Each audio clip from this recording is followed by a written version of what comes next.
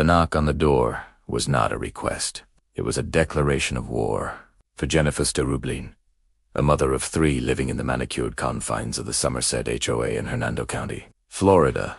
That sound had become the soundtrack to a mounting dread. It was the sound of a system designed for community harmony turning into an instrument of personal persecution. On the other side of that door was not a neighbor, but an enforcer, a representative of a regime that saw her struggling family not as people to be helped, but as violations to be corrected. This story begins not with a body but with a patch of brown grass and a dusty mailbox, and it would end with the cold clang of a jail cell door, a shocking testament to how far a homeowners association was willing to go to enforce its idea of perfection. Jennifer and her husband, Michael, were like thousands of other families, trying to navigate the turbulent waters of work, bills, and raising 3 young children. Their home in Somerset was supposed to be their sanctuary, a place of stability and comfort.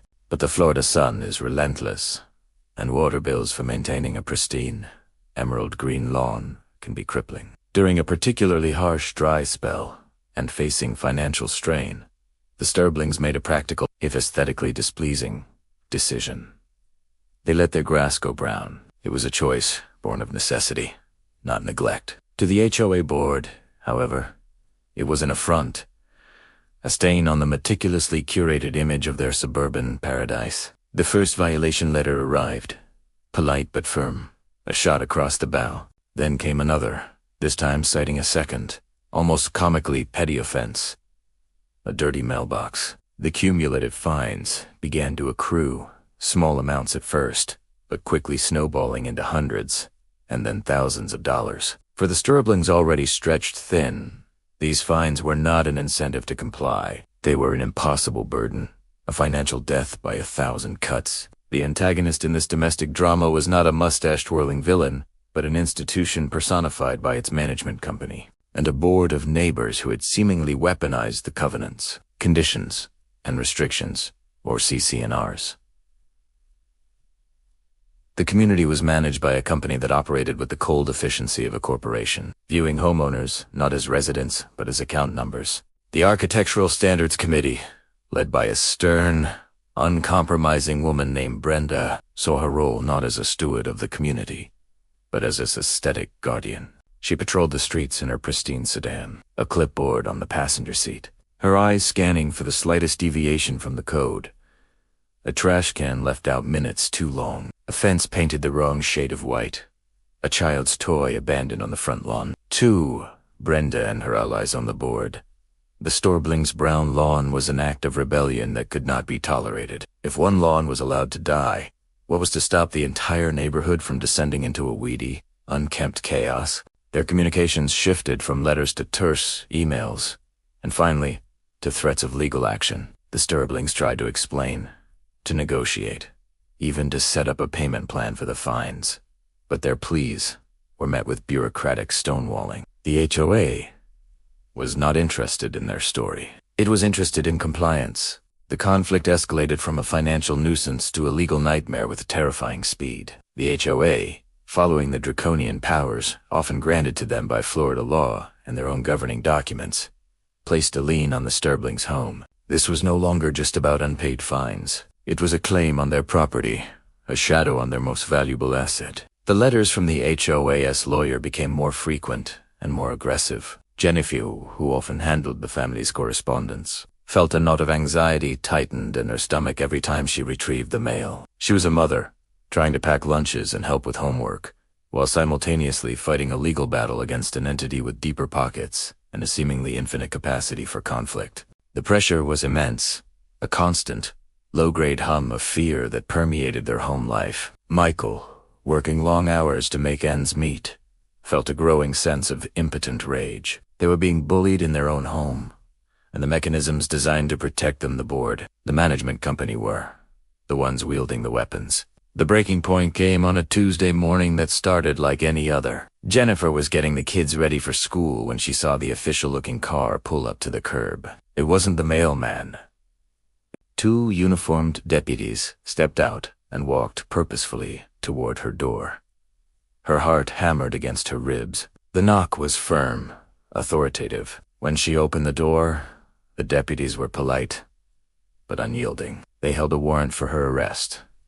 The charge: contempt of court. The HOA had taken the Striblings to civil court over the unpaid fines and the lien, and a judge had issued an order for them to pay. Overwhelmed and unable to magically produce the thousands of dollars now demanded, they had failed to comply. In the eyes of the law, this was not just a debt. It was defiance of a court order. As the deputies explained the situation, Jennifer's world narrowed to a pinprick of disbelief. She was being arrested over grass, over a dirty mailbox. She begged them, her voice cracking, explaining that she had children, that she needed to take them to school. The deputies, following their procedures, were unmoved. In a scene of surreal horror, Jennifer Stribling was handcuffed in her own driveway, in front of her terrified children and stunned neighbors, and placed in the back of a patrol car. The ride to the Hernando County jail was a blur of shame and terror. The processing was dehumanizing.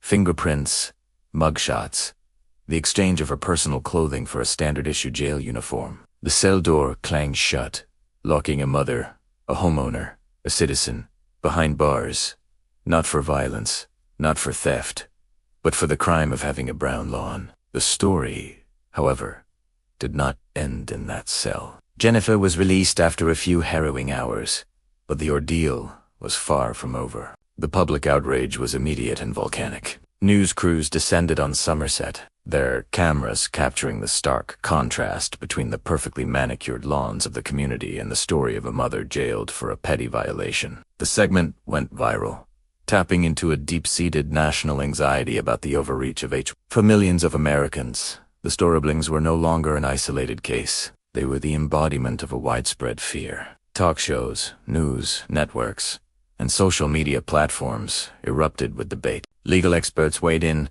questioning how a civil dispute over property aesthetics could possibly result in the deprivation of liberty. The HOA and its management company, once operating in the shadows of bureaucracy, were now thrust into the harsh glare of the national spotlight. They issued defensive statements, hiding behind the legalese of their governing documents and the court orders. But their justification rang hollow against the powerful image of a handcuffed mother. In the court of public opinion, the Striblings had already won. The pressure became too great. Facing a public relations disaster and potential legal challenges, the HOA and its management company were forced to retreat. The liens were lifted. The astronomical fines, the source of so much anguish, were drastically reduced. Some even waived in a quiet, desperate attempt to make the problem go away. The lawsuit was settled. For Jennifer and Michael Stribling, the resolution was a bittersweet victory. They had their home and their freedom, but they could never erase the trauma of that day, the sight of their mother in handcuffs, the feeling of being criminalized in their own community. They eventually moved away from Somerset, leaving behind the beautiful houses and perfectly green lawns that had concealed such a toxic under. The HOA board saw a shakeup, with Brenda and her most ardent supporters quietly stepping down, replaced by residents who promised a more compassionate, common-sense approach. The legacy of the Striblings' ordeal is a cautionary tale, whispered in community meetings and discussed in online forums dedicated to HOA horror stories. The case exposed a terrifying legal loophole where civil fines, through a series of escalations, can lead to a lien on a home, a court order, and ultimately an arrest. It revealed that the power of an HOA, if wielded without empathy or reason, can be as formidable as that of any government. The manicured streets of Somerset, and thousands of communities like it, now hold a silent warning. The pursuit of perfection, when enforced with absolute power, can corrupt absolutely. The brown grass has long since been replaced, the mailbox polished to a shine, but the memory remains. Chilling reminder that sometimes the greatest threats to a family as safety and security don't come from the outside world, but from the very people entrusted to protect their way of life. The HOA diary of the Stribling family is a permanent entry, a stark narrative proving that behind the white picket fences and blooming flower beds, a different kind of crime can unfold, one where the victim is arrested and the only thing stolen is their peace of mind.